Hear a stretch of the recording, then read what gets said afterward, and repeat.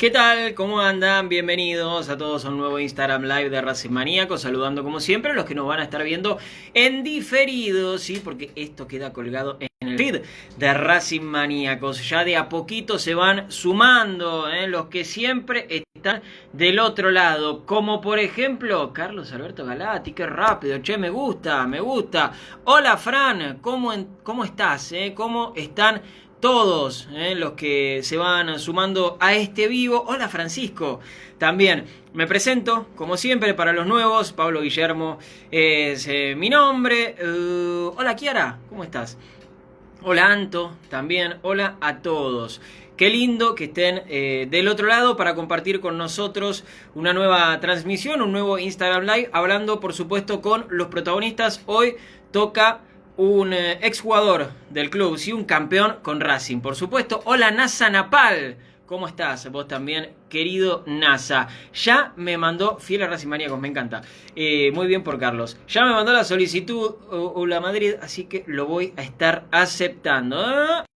Con nuestra charla, ¿sí? Con esta charla en el Instagram Live de Racing Maníacos, hoy con Hugo La Madrid. Por supuesto, una charla muy linda que se viene, y ahí lo estoy viendo, Huguito. ¿Cómo estás, Hugo? Bienvenido. Hola Pablito, ¿cómo te va? ¿Me escuchás bien? Bien, bien, te escucho bien. Bueno, bárbaro. ¿Cómo andás vos? Muy bien, por suerte. ¿Vos cómo estás, Hugo? Bien, bastante cansado. Ha sido un día complicado acá para quienes vivimos en la zona sur, sobre todo con el tema comunicacional de algunas noticias Ujú. que han salido a la luz y que tienen que ver con el coronavirus y lo que sucedió en el barrio Villa Azul. Pero bueno, ya de a poquito baja la tensión. Bien, bien, bien. Acá vamos a bajar la tensión, vamos a intentar olvidarnos un poco de eso, Hugo. Vamos a hablar un poco de fútbol, de Racing, también para que la gente, por supuesto, que está del otro lado, se entretenga. A todos les pregunto, a todos los entrevistados, a todas las charlas, les pregunto cómo hacen para entretenerse en esta cuarentena, pero yo sé que vos tenés mucho laburo, Hugo, así que esa no te la voy a preguntar. Sí, yo no dejé de laburar de manera presencial nunca desde que arrancó esto. Más allá de eso, son 5 materias que estoy cursando en la UNDAP, la Ujú. Universidad Nacional de Avellaneda, en periodismo, de las cuales 3 son con reuniones a través de Zoom o a través de algunas otras plataformas de video, de videollamada. Después, bueno, con la cuestión esta que implicó editar y imprimir un libro en medio de una pandemia, muy complicado todo porque estamos complicados con la distribución también. Así que bueno, no, tiempo de aburrirme, la verdad que no tuve. Claro, claro, es verdad. Vos ya tenías esto del libro programado ya hace bastante tiempo, imagino, Hugo, y habrá cambiado absolutamente todos los planes, se te complicó todo. Sí, sí, porque la presentación oficialmente iba a ser para fines de marzo. Es más, habíamos estado hablando con Daniel Igunet y con Hernán Valerga del Departamento de Cultura de Racing, y la Ujú. idea era dejar pasar el aniversario de Racing y por ahí para los últimos días o primeros días de abril hacer la presentación. Más allá de la presentación oficial en Racing, ya había casi entre 14 y 15 presentaciones que estaban confirmadas en universidades, en distintas ciudades del país. Y eso, bueno, la verdad que vaya a saber uno hoy cuándo se van a poder llevar a cabo, que era una de las formas de que el libro pueda llegarle a la gente, ¿no? A través de las filiales, a través de departamentos de cultura o secretarías de cultura de distintas provincias. La verdad, se había abierto un gran abanico de posibilidades con futbolistas argentinos agremiados también. Llegué a tener una charla informal y quedábamos en una charla para la semana que seguía, cuando ya se abrió la cuarentena y no la pude tener. Pero bueno, esperemos de acá a 2 o 3 meses, si esto más o menos empieza a calmarse, donde se puedan empezar a hacer las presentaciones, las voy a ir a hacer. Bien, bien. Del libro quiero hablar en un ratito, Hugo, sé que seguramente lo tendrás ahí para mostrarnos cómo es la tapa y todo. Pero quiero preguntarte primeramente sobre Racing. ¿Cómo llegaste vos al club de chiquito? Bueno, yo jugaba en el Sudamérica Club, en el Club Sudamérica Domínico. Ujú. Hubo un torneo esos torneos relámpagos que se hacían en el día, donde había varios clubes y se jugaba todo el torneo, desde la mañana hasta la tarde, casi noche, en el Club Amado Nervo. El Club Amado Nervo, para quien no conoce, está muy cerca de la cancha de Racing, será unas 15 cuadras, 20, a la bajada del Puente Agüero. Ujú. Bueno, y ahí iba una persona que hacía el seguimiento de chicos de edad de baby fútbol. Yo tenía 7 años, creo, y se llamaba Fausto Gómez. Y bueno, fue él el que ese día me agarró ahí, me preguntó si quería ir a probarme a Racing. Después en un torneo también que se hizo en el Parque Domínico, volvió a aparecer. Y bueno, y ahí fui y empecé a jugar en Racing en baby fútbol. No, todavía creo que pasaron 1 o 2 años para recién llegar a la cancha de 11.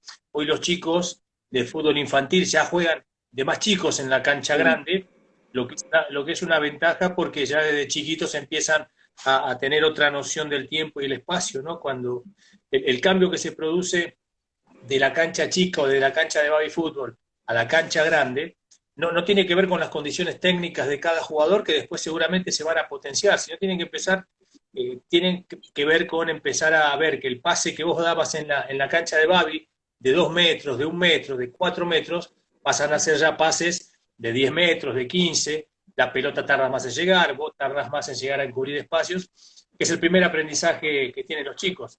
Así que llegué cuando tenía 7 8 años y bueno, me tocó irme o que me hayan ido allá cuando tenía 24. Ujú, claro, claro. Estamos hablando de fines de los 70 más o menos, o principios de los 70. 76, 75, nunca sé bien Sí. el año, si fue 75 o 76, pero tiene que haber sido por ahí, o un poquito antes también, puede haber sido 74. Yo soy categoría 66, a esa edad tenía, a los 8 años, estábamos en el 74, así que tranquilamente puede haber sido 74, sí. ¿Cómo era ser inferiores en esa época? Porque hoy vos vas al Prediotitas, tenés entrenando absolutamente a todas las categorías, pero el Prediotita en esa época no era ni un sueño, Hugo. No, mirá, yo cuando llegué, te digo, hacía baby fútbol en la sede de Avenida Mitre.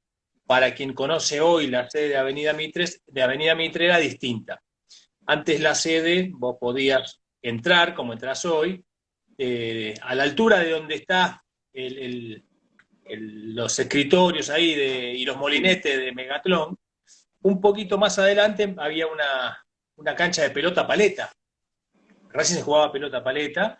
Después había como una especie de patio bastante grande. Atrás de esa cancha de pelota paleta había una pileta que jamás yo la vi con agua como para meterse, ¿no? Nunca la vi con agua que te invite o que te tiente a meterte. Y un poquito más atrás había dos canchitas, una canchita más o menos grande de baby fútbol, que fue ahí donde empecé a jugar. Entonces yo jugaba un día del fin de semana en el Sudamérica y el otro en Racing. Y una vez que empezamos las inferiores, novena división, venían dos ramas de divisiones infantiles. Una que era a través de Fausto Gómez, que fue quien me llevó a mí, y la otra Ujú.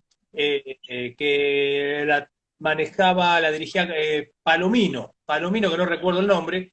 Entonces, se hacía una prueba general, lo que sería prenovena, y de ahí salió la novena división, que fue la primera vez que entramos a la cancha grande.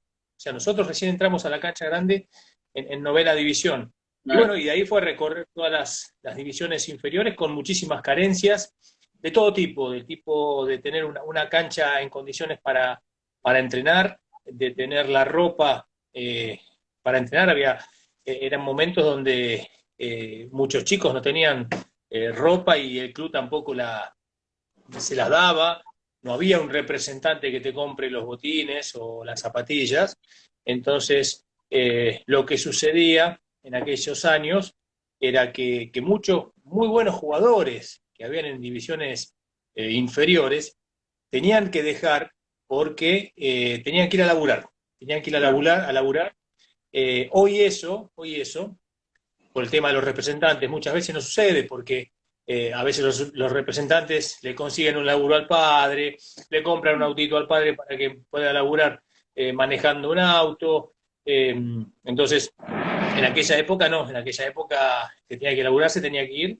Y bueno, y así fuimos transitando, ya te digo, en medio de muchas carencias, pero con una formación por parte de los técnicos que tuvimos o que tuve, con mucha dedicación, o sea, poniéndole el hombro siempre y haciéndole frente a esas, las carencias, cuando yo digo, eran parte del día a día y uno ya se adaptaba también, ¿no?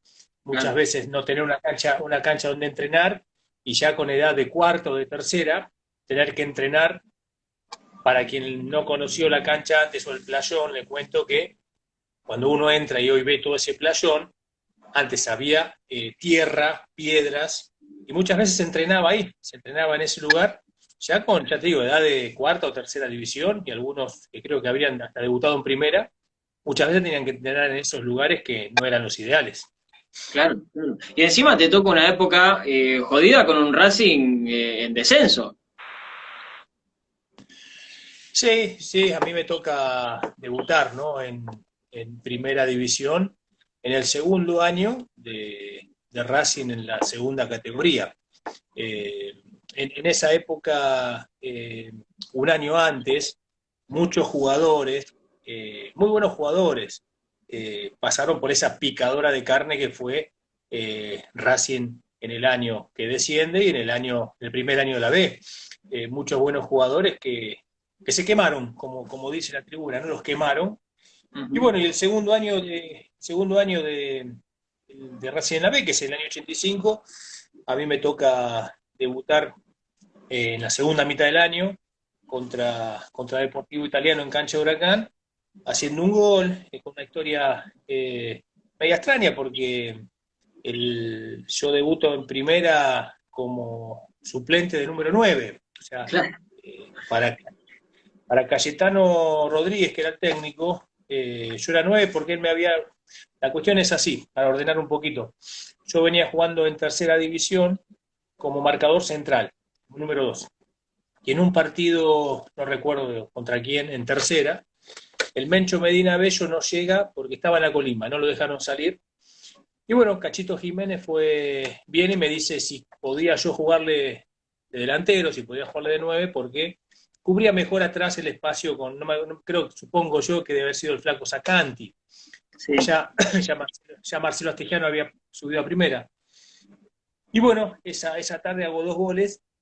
Y claro, Cayetano estaba mirando el partido en la tribuna, la semana siguiente entrenando con primera y al próximo sábado yendo al banco como suplente delantero. Me tocó entrar faltando 20 minutos y hizo un gol y ganamos 2-1.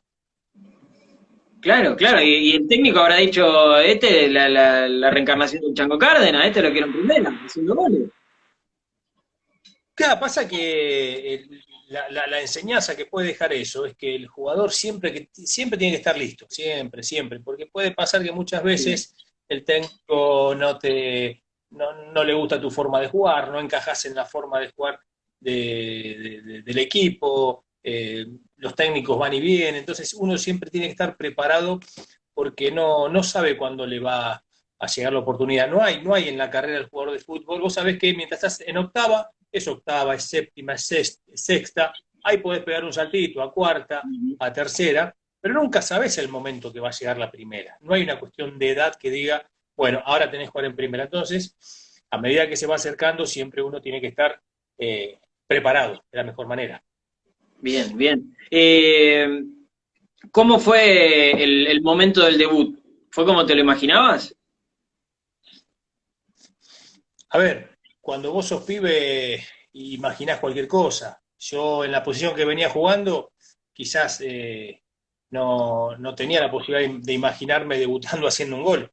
Porque yo Claro. jugaba atrás y jugaba a que los rivales no hagan goles en mi área. Entonces, el sueño que uno podía haber tenido no fue. Lo que fue una sorpresa, lógicamente, porque debutar en primera y hacer un gol es algo que, digamos, no sé si es común o no es común. Posiblemente a muchos le haya pasado, pero no, digamos, en mi caso, yo tenía otras expectativas en mi carrera profesional y una de esas no era debutar con un gol y de número 9. Eso estamos seguros. Pero lo que sí, como te decía recién, siempre hay que saber que cuando vos tenés ya 15, 16 y la oportunidad empieza a dar vuelta, siempre muy fuerte de la cabeza, bien entrenado, porque la posibilidad puede darse en cualquier momento. Acá, Ignacio, es una linda pregunta. ¿Cuándo empezaste a jugar de 5? Cuando se dieron cuenta que adelante no podía jugar. La cuestión fue así, nosotros ascendemos, estamos 6 meses parados porque el fixture de la primera B y de primera división no coincidían. Claro. Nosotros ascendemos en diciembre del 85, recién jugamos en junio del 86, y recuerdo que Rogelio Domínguez, creo que es el técnico que tenemos en esos momentos, es quien me pone de 5. Él ya me pone de 5 y después ya quedé ahí, ya quedé ahí, de 5 podés jugar de 8, de 2, de 6, entonces siempre me moví en esos puestos que son más bien tácticos para destruir y no tanto para crear. Bien, bien. ¿Cómo se conformó el plantel campeón de la Supercopa? ¿Cómo fueron esos momentos? El equipo de la Supercopa se arma, permiso, me trajeron un vodka. Bien, No, es agua. El equipo de la Supercopa se arma en la B. Si vos te pones a pensar los nombres, el equipo que gana la Supercopa se empieza a formar en la B, con los sufrimientos de la B, con el sufrimiento de haber ido a jugar a Mendoza alquilados, sí. vergonzosamente y poniéndote la camiseta de otro club, pero en realidad eras Racing. Todas esas cuestiones empiezan a formar el equipo que gana la Supercopa, porque Walter Fernández ya estaba en el segundo año de la B, Miguel Colombati, llega Fabri con 18 años, Gustavo Costa ya estaba. Entonces, esas experiencias que fueron el segundo año de la B, más lo de Mendoza, creo que empiezan a templar un poco el carácter de muchos de nosotros. En mi caso yo era pibe, como otros jugadores éramos pibes, pero ahí se empieza a formar el equipo que después termina ganando la Supercopa. Lógicamente después llega, llega el Pato Filiol, se empieza ese equipo a armar de otra manera, Rubén Paz, el Mencho que se estabiliza, la empieza a romper en primera, llega el Toti Iglesias, el Negro Ludueña, el equipo se armó de una manera realmente que pocos planteles, yo a veces no hablo de equipos, sino de planteles, pocos planteles en la historia de Racing de los últimos 40 años, un poquito más, tuvieron la calidad desde los nombres que tuvo ese plantel. Sí, sí, seguramente. Ahora, qué loco, ¿no? Porque uno pensaría que todos esos contratiempos los tirarían abajo a todos los que se fueron alquilados, a todos los que sufrieron, a todos los que sufrieron la B. Sin embargo, me está diciendo que se arma un plantel que después termina jugando muy bien, porque ese Racing jugaba muy bien, y termina saliendo campeón en Brasil, una cosa de loco. Sí, yo digo que esas experiencias, alguien puso por acá, recién decía, eso vino bien. Al Ujú. final fue bueno, eso armó el grupo, dice alguien por acá que se me escapó.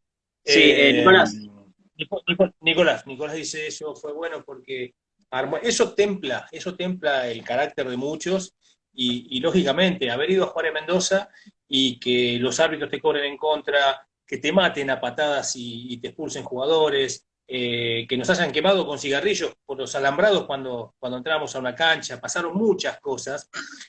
Lógicamente, eso te hace, sí, es así. Tremendo. Recuerdo, no sé, sí, es verdad. No me acuerdo la cancha porque ya pasaron tantos años, pero hemos pasado por un lugar donde te quemaban con los cigarrillos a través de los alambrados. Es una locura. Y claro, bueno, eso lógicamente, siendo pibe como era yo, te templa el carácter de otra manera. Y así como me pasó a mí, seguramente le pasó a muchos y después ese equipo se termina armando con muchos jugadores de calidad y de trayectoria. Ujú. Ahora, Hugo, uno te lee en las redes sociales, ve el tema del volante central, que pones patadas, que pones, no sé, fotos de las patadas, videos, pero jugabas bien igual. Jugabas bien. No es fácil llegar a primera, no es fácil mantenerse, de titular, de suplente, de lo que sea, no es fácil. Incluso fuiste convocado a selecciones juveniles, si no me equivoco. En primera también. Sí, sí, sí. Pongo patadas porque se me perdió el cassette con los 50 goles que tengo en primera y no los puedo encontrar. Pero, nada, a ver, fuera de. Sí, de broma, ¿no? Digo, me tocó jugar en una selección juvenil y una lesión me impide estar en el Mundial 90. Pero yo creo que lo que tuve en mi carrera, en mi paso por Racing, fue haber visto que, que era un equipo donde si salías no entrabas más. Era muy difícil ganarte un lugar porque estaba el Negro Ludueña. Para los que no conocen o no vieron jugar al Negro Ludueña, yo hago un paralelo con el chileno Díaz. El chileno Díaz tiene más despliegue, llega por ahí un poco más, es más de lucha, pero tiene la claridad que tenía el Negro Ludueña, esa capacidad para estar siempre un metro atrás de la jugada, para hacer recepción clara y para salir para el otro lado, es un jugador simple. Bueno, el Negro Ludueña era eso, ¿no? Se tenía el pelo mucho y cuando transpiraba violeta, era una cosa bastante impactante, ¿no? Para los que lo teníamos cerca. El chileno no tiene ese problema, pues no tiene pelo, casi. Pero era muy difícil jugar. Además, de abajo también, como yo, venía Perico, Camote Acuña, que podía jugar en el medio, el Vasco Lerticochea, que jugaba por afuera, pero también podía jugar al medio. Entonces, la mitad de cancha en esas épocas eran dos lugares quizás para cuatro o para cinco. Entonces, cuando se agarraba eso, no había que soltarlo más. Y bueno, digamos, como vos decías recién que llegar a primera no es fácil. No es fácil llegar a primera y tampoco mantenerte es Ujú. fácil porque yo entiendo que es más difícil a veces mantenerte que llegar, porque llegar a veces es un proceso hasta de decantación, si querés, y en algún momento llegaste, pero después el mantenerte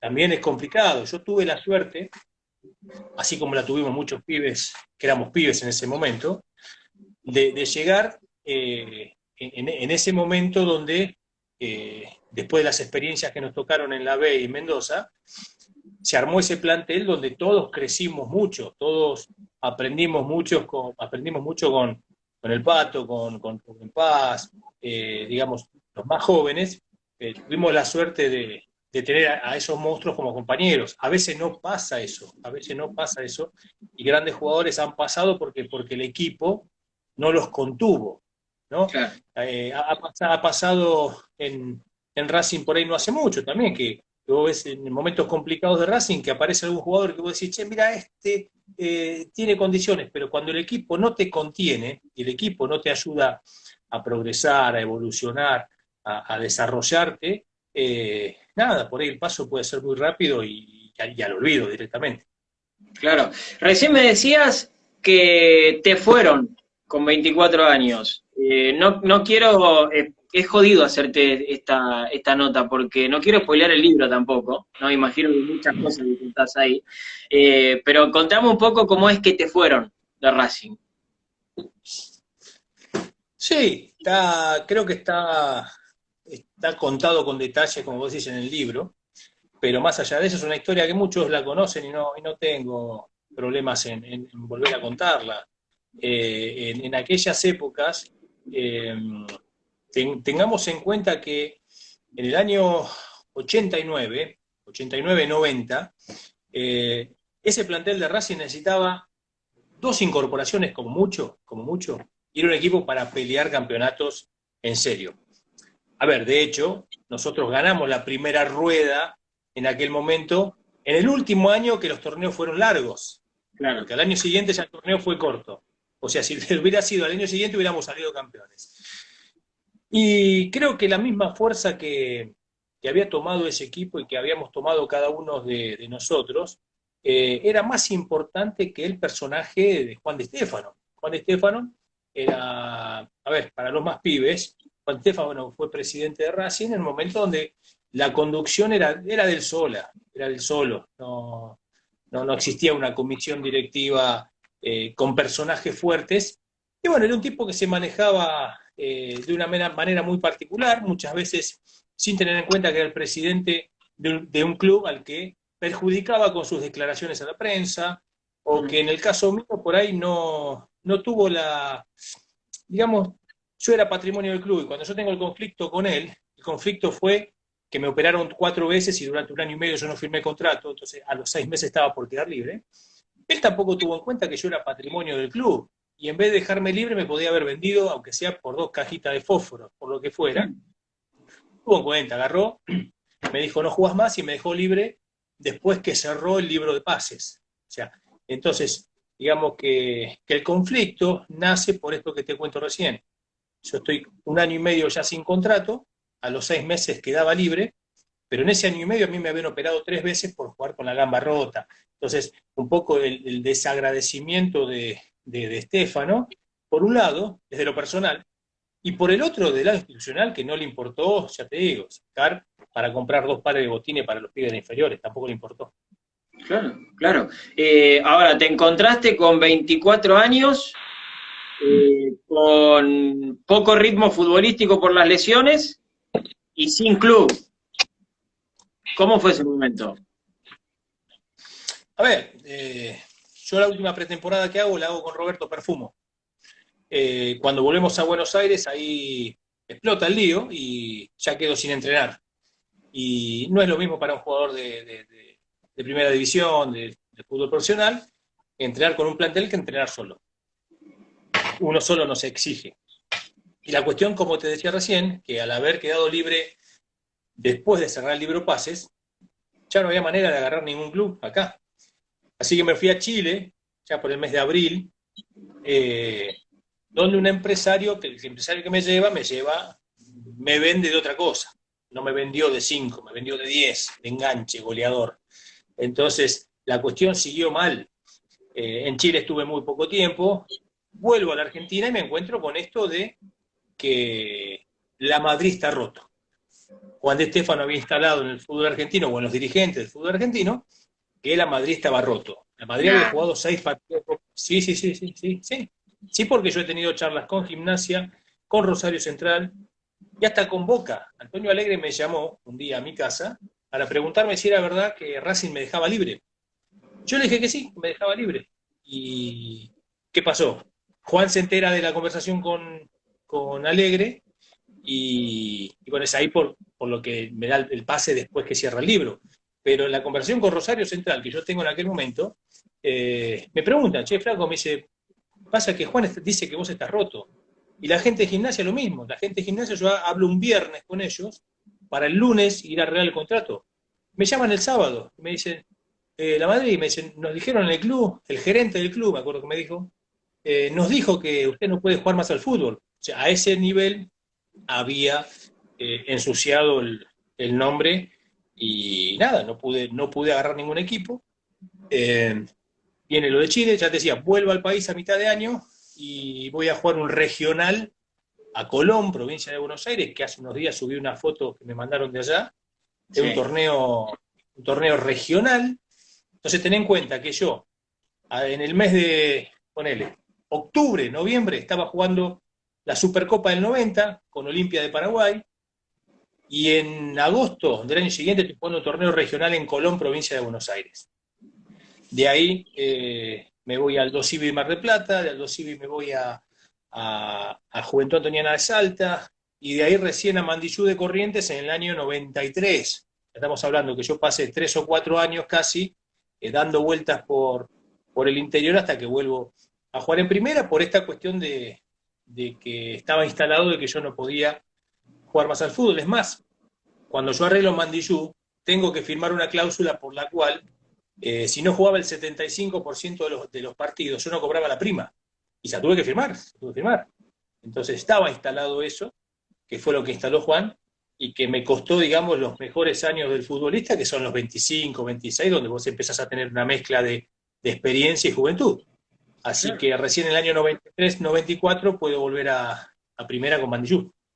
Es tremendo, o sea, quedó instalado que vos estabas, o sea, ibas a jugar un mundial, Hugo, porque eso es lo que a mí me Sí, llama mucho la atención, ibas a jugar un mundial y después terminaste jugando en un regional, o sea, cuando hablas de resurrección en el título del libro, o en el subtítulo, como le quieren decir, cuando hablas de resurrección, ¿hablas en tu etapa de futbolista o después del futbolista? Porque vos no es que te retiraste y te fuiste a tirar en una alfombra en el medio de la playa.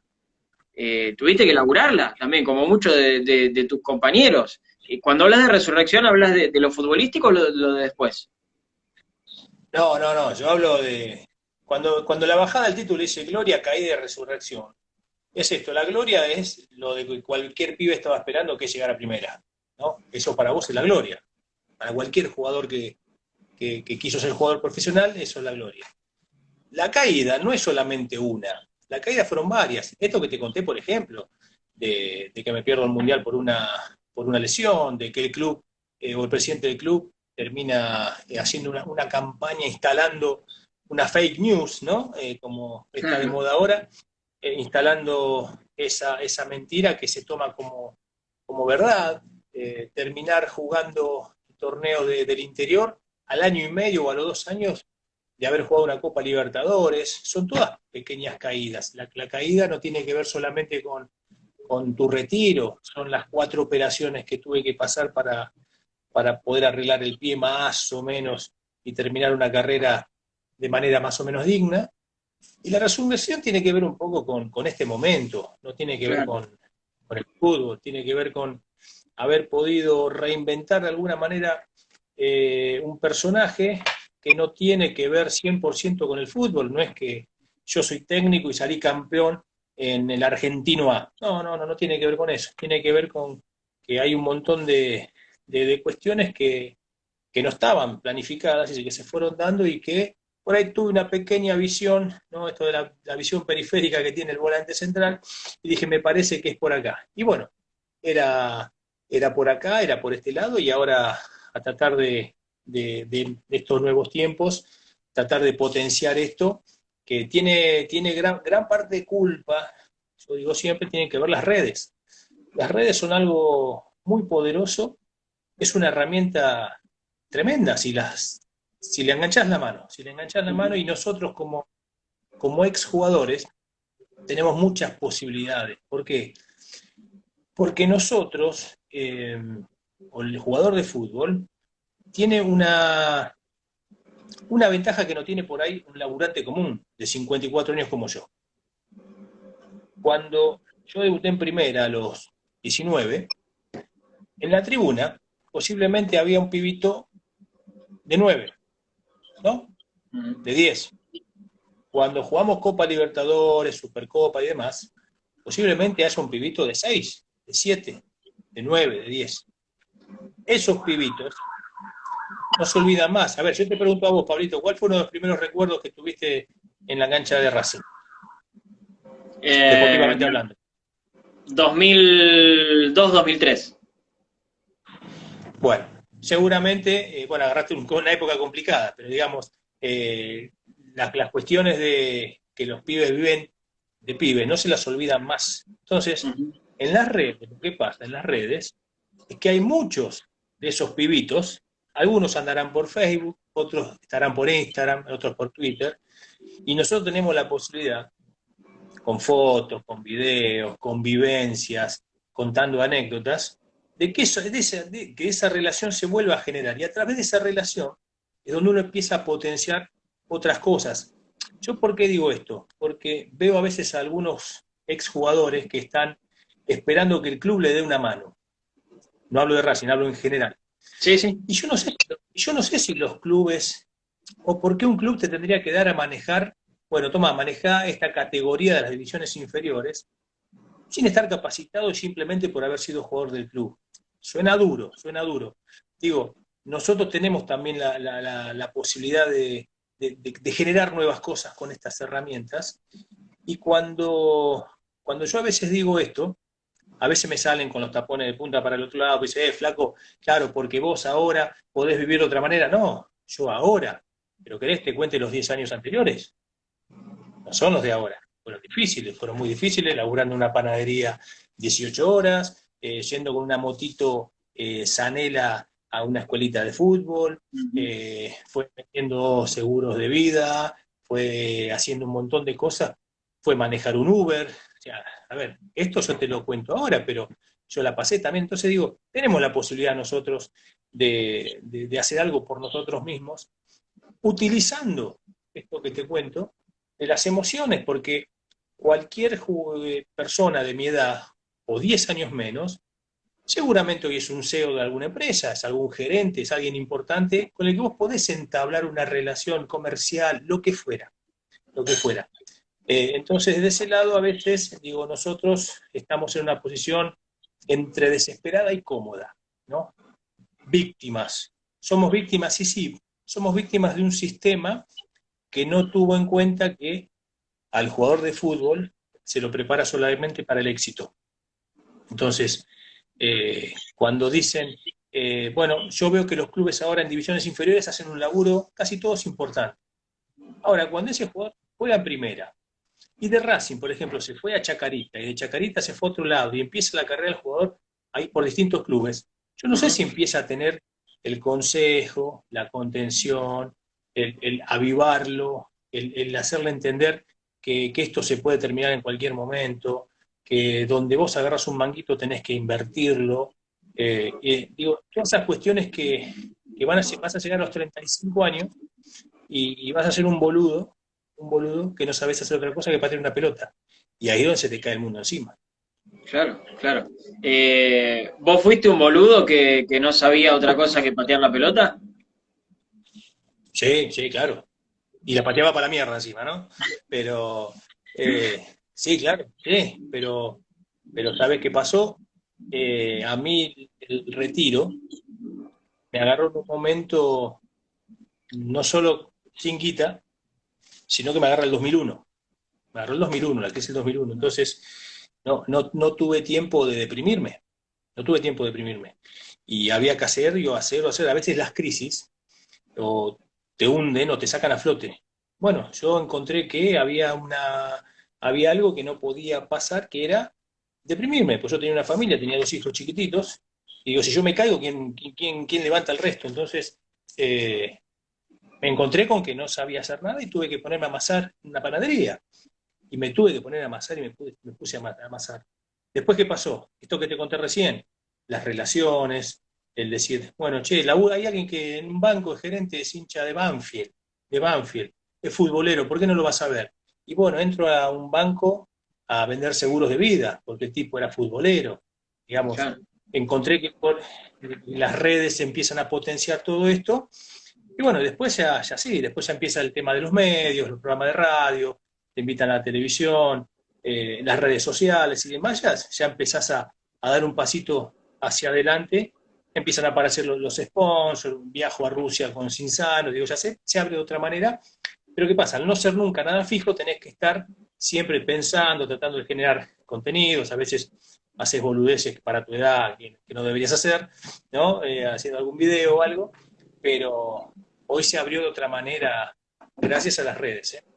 Ujú. Ahora, ¿a cuántos de tus compañeros, si podés nombrar algunos que tal vez los que están del otro lado conozcan, les ha pasado esto de llegar a los 30 y pico de años y no saber hacer otra cosa que patear una pelota y en tu momento no se ganaba tanta guita? No, no, no. A ver, vamos a ese plantel del 88-89 y te puedo decir que sacás al Pato Filiol, sacás a Néstor Fabri, no lo saco al Vasco Leuticochea, el Vasco Leuticochea tiene que seguir laburando. Digamos, también el Pato y Néstor también, lo que significó es que al jugar en Europa, ¿no? En algunos momentos vos te cambió la ecuación económica. Rubén Paz, ponele hasta por ahí. Después, te puedo nombrar a cualquiera, y están todos igual que yo, o laburando, o teniendo que que laburar. Claro. Walter Fernández es técnico de infantiles en Firmat. No sé, eh, todos tienen que estar laburando porque lo que vos dijiste recién, en una época donde no se ganaba la guita que se gana hoy vos jugás en primera división en Racing 2 años, 3, y ya te armaste de determinada manera, donde vos decís, bueno, che, pará, yo puedo hacer estas pequeñas inversiones y asegurarme que, bueno, algo empiezo a tener de resguardo. En aquella época, nada, mirá, cuando sale este tema, yo siempre cuento que en el ascenso del 85, lo que yo cobré como premio, se lo di a mi viejo. Mi viejo compró un Volkswagen 1500, Sí. 0 kilómetros. Lo que sería un Volkswagen Gol, ponele en estas épocas. No sé lo que vale un Volkswagen Gol hoy, pero eso fue el premio por ascender.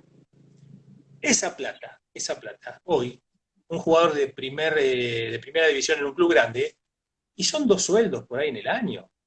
Son 2 sueldos de 12. Entonces, la diferencia económica en aquella época era tremenda.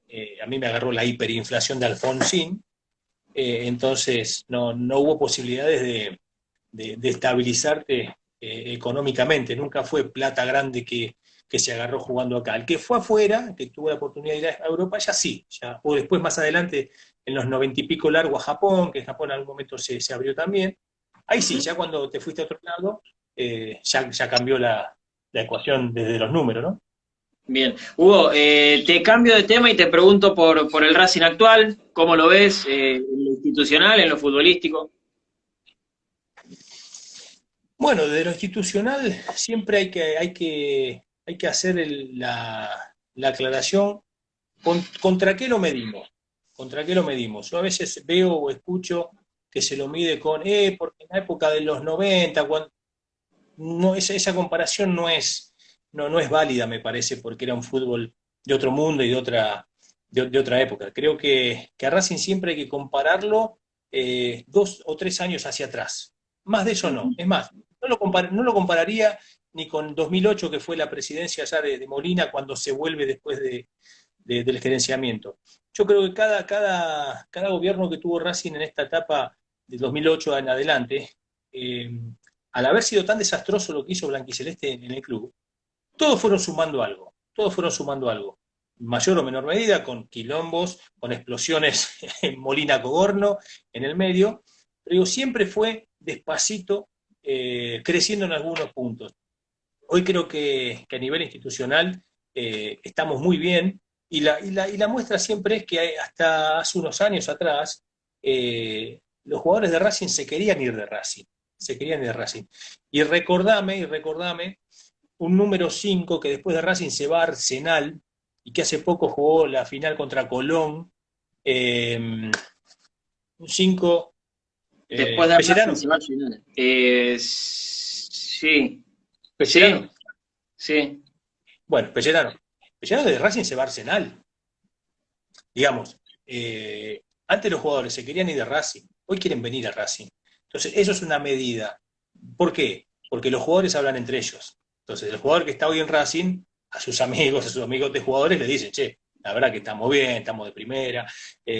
Digo, a nivel económico, como todos digamos, Racing tiene en este tiempo la ventaja de haber salido campeón 2 veces, muy cerquita en el tiempo, 3, muy cerquita en tiempo, y eso te potencia a nivel sponsor, a nivel publicidad y demás. Entonces, desde ese lado, es mucho más fácil ordenar un club institucionalmente con triunfos.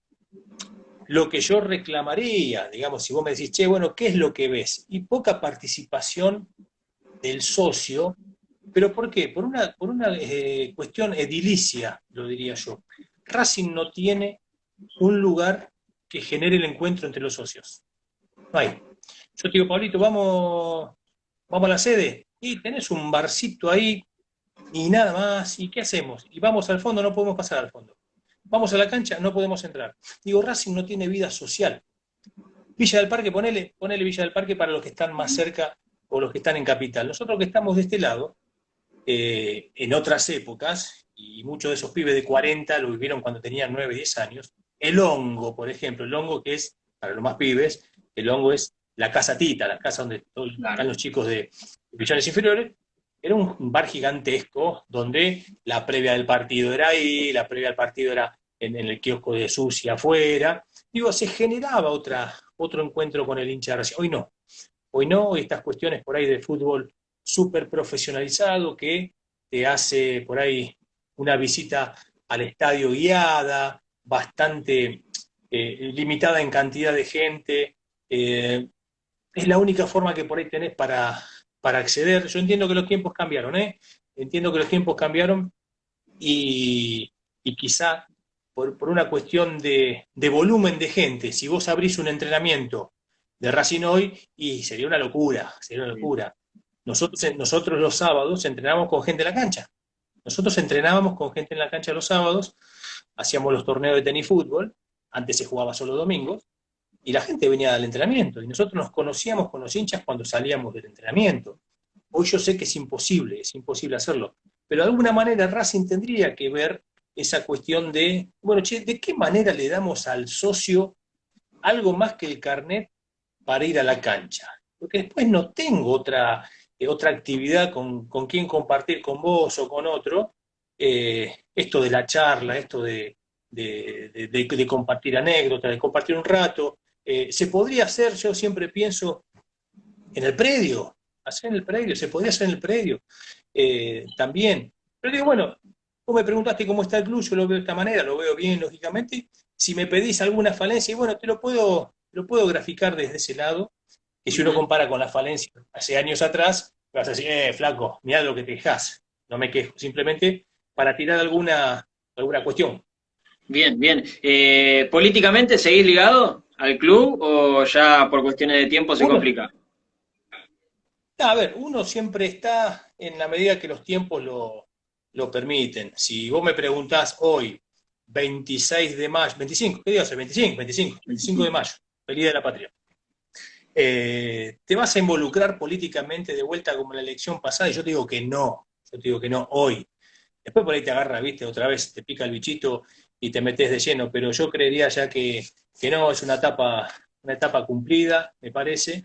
Y yo en algún punto, por ahí puede sonar medio utópico, ¿no? Yo creo que Racing está en un punto para no desaprovechar desde la cuestión política institucional. Yo no recuerdo, yo ya te digo, camino el club desde el año 74. No recuerdo otra época de la institución, institucionalmente hablando, económicamente hablando, futbolísticamente hablando, que haya generado el campo como para empezar a pensar en un gobierno de unidad política. A ver, y vamos a calmarnos porque me van a saltar ustedes porque no. Yo creo que está todo dado para empezar a crear subcomisiones donde los pibes más jóvenes puedan empezar a caminar el club, porque yo sé que hay pibes de 30, 35, 25 años que no conocen el club, por esto que hablamos recién, porque el club no te da esa posibilidad. Entonces digo, che, loco, ¿por qué no empezamos a pensar en esto de, creemos subcomisiones, no nos volvamos paranoicos con que desde adentro te van a comer? No, desde adentro Racing tiene muchísima gente valiosa que puede aportar muchísimo. Me parece que es algo por ahí, para pensarlo desde el punto de vista político-institucional. Tenés un presidente que es muy fuerte desde su imagen y desde su gestión. Entonces digo, me parece que podría en algún punto abrirse un poco más políticamente e invitar a otros espacios o a personas valiosas de otros espacios a que puedan participar en el día a día del club. Por las redes sociales, por este poder que tienen las redes sociales y por esta interacción, ¿te llegaron muchos insultos, muchas puteadas por el tema del estatuto? Digo Sí, a porque... ver, No, decime. decime. Sí, lógico, porque hubieron algunas cuestiones que fueron mal comunicadas, me parece. fueron mal comunicadas, el tema de los vitalicios, el tema de... me parece que necesitaban otra explicación más para el hincha y socio común, porque me preguntás a mí, y a mí me costó muchísimo, me cuesta mucho terminar de entender que la cantidad de vitalicios o gente que deja de pagar, digo, me parece que desde ese lado falló la comunicación. También lo que sucedió fue que hubo una reforma de estatuto a las corridas, la reforma de un estatuto me parece que implicaba un desarrollo más importante en el diálogo entre la oposición, entre el oficialismo y entre los distintos actores políticos que no están representados por una y otra fuerza, porque es una reforma de un estatuto, es una reforma importante. Entonces, digo que desde ese lado me parece que no estuvo demasiado prolijo. Después también los mismos asambleístas o algunos asambleístas, vamos a ser justos, tanto del oficialismo como de la oposición, desconocían cuáles eran los cambios. Y esto te lo puedo decir con conocimiento de causa porque yo estuve en reuniones donde decían, ¿cómo esto es así? Sí, es así. Entonces, nada, creo que se falló desde ese lado, desde la comunicación y desde internamente y hacia afuera también. Bien, bien. Ya nos están quedando pocos minutos y no me quiero ir sin ver la tapa del libro. Bueno, el libro lo tenemos acá. A ver, está ahí. Ahí está. Qué cara de enojado que tenés, che. ¿Qué pasó? Y así se juega en el medio, querido. Claro, así había que meter. Hugo Lamadrid, o La Madrid, en realidad, el renacido, gloria, caída y resurrección de un trabajador del fútbol. Me gustó lo del trabajador del fútbol. Es que hay pocos dandies del fútbol. Hay pocos que... Y me alegro que ganen muchísima guita para que vivan tranquilos lo que le reste de la vida, pero hay un gran porcentaje, muchísimos jugadores, que el fútbol por un lado es una pasión, pero por otro lado es un laburo, muchachos, y muchas veces se dice, ustedes patean una pelotita 3 horas al día. Yo te cuento acá que es eso el que labura es el que labura en el puerto, viejo, el que levanta la bolsa, sí, también. Pero ojo que al jugador le pasan muchas otras cosas que se desconocen por la cabeza. Y ten en cuenta también, ¿qué edad tenés, Pablito, vos? 27, recién cumplidos. 27. Ya en la carrera deportiva, 27 años, hoy, Pablito, ya anda pensando, ya viste, vos sabés que si bien hoy se extendió un poquito la carrera profesional por la medicina, el entrenamiento y demás, ya tenés 27 años, ya te miran como alguien viejo dentro del fútbol, tenés 27 años. Si yo traslado eso a tu vida personal, me decís, che, pará, tengo 27 recién. Bueno, el jugador de fútbol se muere 2 veces, La primera es cuando tiene que dejar de jugar, por esto que hablábamos hace un rato. La mayoría no tenemos la más puta idea de qué vamos a hacer al día siguiente que nos retiramos. Entonces es cargar una cruz muy pesada. No me victimizo, simplemente estoy haciendo una descripción de lo que le pasa al 90% de los jugadores de fútbol que no terminan, una vez que terminan el fútbol, quise decir, vinculados con el fútbol, como técnicos, como ayudantes de campo, como representantes. A los que no terminan así, terminan mal de guita, pues miras para atrás y decís, y nosotros somos laburantes del fútbol, fuimos laburantes del fútbol, a los que nos tocó jugar torneos del interior, categorías de ascenso. Eso es laburo, muchachos, de eso se toma como un laburo, más allá de que es lindo el fútbol. El fútbol grande, de grandes estadios llenos y de televisión y de flashes y demás, es para algunos pocos, para muy pocos. Primeras repercusiones del libro, primeras leídas que hubo por allí. Muy buenas, la verdad que muy buenas. El libro tiene un prólogo de Hernán Casiari y de Eber Ludueña, ¿no? De Luis Ruber siendo de Eber Ludueña, pero las respuestas que hay, sobre todo de gente a quien se lo di antes para leer, que son periodistas y escritores, son muy buenas, son muy buenas. Yo lo que busqué, para quien después lo vaya a leer, es que no busqué una biografía o una autobiografía cronológica. Digo, ¿a quién le puede interesar demasiado mi carrera deportiva? No sé. Ahora sí te voy a contar otras cosas que por ahí no sabías. Y yo la piña te la tenía que meter en el primer capítulo, porque si no, yo no podía darte la opción a que vos te me rajes en el primer capítulo, si te la hacía muy densa, muy lenta. Entonces el primer capítulo creo que invita a seguir, y por periodistas y por amigos, ya te digo, me dijeron, che, flaco, terminé el libro en el día, y ahí viene el comentario, pero bueno, eso se lo voy a dejar a la gente, el comentario para que después haga la gente, ¿no? Bueno, ¿y cómo hacemos nosotros para leerlo y para poder comentarlo? Bueno, estamos en una época complicadísima con esto que está pasando. Posiblemente mañana lo publique en Mercado Libre, que hoy por hoy parece que es el único medio como para llegar a la gente, porque yo tenía una presentación ya armada con el Departamento de Cultura del Racing, ya estaba armada, y había 14 presentaciones más que estaban armadas, entonces ya eso no puede ser. Así que seguramente mañana o pasado vamos a estar publicando en Mercado Libre la venta del libro. Vamos a ver si en Avellaneda podemos poner algún punto donde la gente pueda retirarlo. Tengo un par de puntos en Capital también que posiblemente pueda, pero está bastante desprolijo el tema porque, ya te digo, esta situación nos pasó por arriba. Es verdad, es verdad.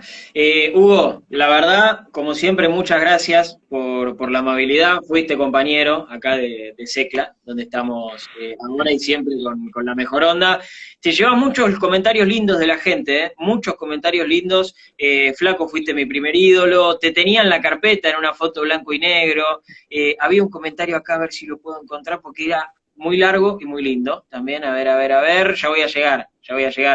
¿Cómo te mando el vivo? Acá está. Con esto que explicás, sos un ejemplo de superación y seguís reinventándote, flaco querido. Te sigo acá con Vinisoda y Ventagramer. Sos claro siempre y eso te hace diferente, dice Santiago Palmieri, y me pareció un lindo comentario también para que te lleves. Eso de la carpeta pasa mucho. Hay muchos que me dicen, che, te tenía en la carpeta. Yo seguro que en la parte matemática no, porque soy un desastre. Pero sí, son lindos comentarios. Y lo que pasa mucho en las redes, ¿no? Porque hay muchos que son esos pibes chiquitos con el que me saqué la foto. Cuando yo tenía 20, esos pibes que tenían 8 o 10, el otro día subí una foto, una pretemporada en Córdoba con un chiquitito, y yo tenía 22. Entonces pasa que muchos de ellos hoy son esos chiquititos de hace 20 años atrás. Es verdad, es verdad. Hugo, antes de despedirnos, como siempre, seguinos en Racing Manía, que ya lo haces. Seguí también Pablo Daniel Guillermo en Instagram también, y obviamente se lo decimos a todos los que están del otro lado. Gracias, de verdad, como siempre, un placer hablar con vos. Gracias, Pablito, a vos, gracias a los chicos de Racing Maníacos, y bueno, un saludo a todos que lamentablemente no se pueden responder uno por uno por la velocidad que van pasando los mensajes, pero bueno, gracias a todos por los saludos y las cosas lindas que dicen. Chau. Te mando un abrazo, Vito. Chau, chau. Así pasó Hugo La Madrid, Hugo H. La Madrid, lo siguen por supuesto ustedes. La verdad que muchos comentarios y muy lindos. Una hermosa charla que hemos tenido en un nuevo Instagram Live de Racing Maníaco, como siempre, estamos todos los días con ustedes. Gracias, Carlos, a esos jugadores que jamás se olvidan, nuestros primeros ídolos, es una realidad, mi primer ídolo, por una cuestión de edad fue Milito, así que mal no me fue. Tengo la suerte de que mal no me fue. Gracias a todos los que estuvieron del otro lado, nos siguen en Racing Maníacos en Facebook, Twitter, YouTube, Instagram, estamos absolutamente en todos lados, abrir la heladera y está Racing Maníacos. Afortunadamente no está mi cara, eso es bueno. A mí me siguen en Pablo Daniel Guillermo en Instagram, Pablo de Guillermo en Twitter, como siempre les digo, se quedan en casa, se cuidan, se lavan bien la mano, se usan el barbijo, todo eso lo tienen que hacer porque si no, nos vamos a ir a cualquier lado malo. Así que ténganlo en cuenta eso. Gracias a todos los que estuvieron del otro lado, a los que veo siempre, es un placer verlos, y a los que se sumaron les digo que se queden con nosotros. Mañana viene una charla con un campeón, así que estén atentos. Gracias, Ezequiel, qué lindo, me subió un calor de repente. Mañana una charla con un campeón, de esos que, como decía Nicolás Sánchez, en una de las notas que tuvimos, fueron importantes desde afuera. Así que estén atentos. Mañana se viene una linda charla en el Instagram Live de Racing Maníacos. Carlos, el miércoles está Ariel, no te preocupes que vamos a seguir hablando con él. Gracias a todos por estar del otro lado. Pablo Guillermo es mi nombre, que terminen muy bien el día, que mañana lo comiencen de la mejor manera.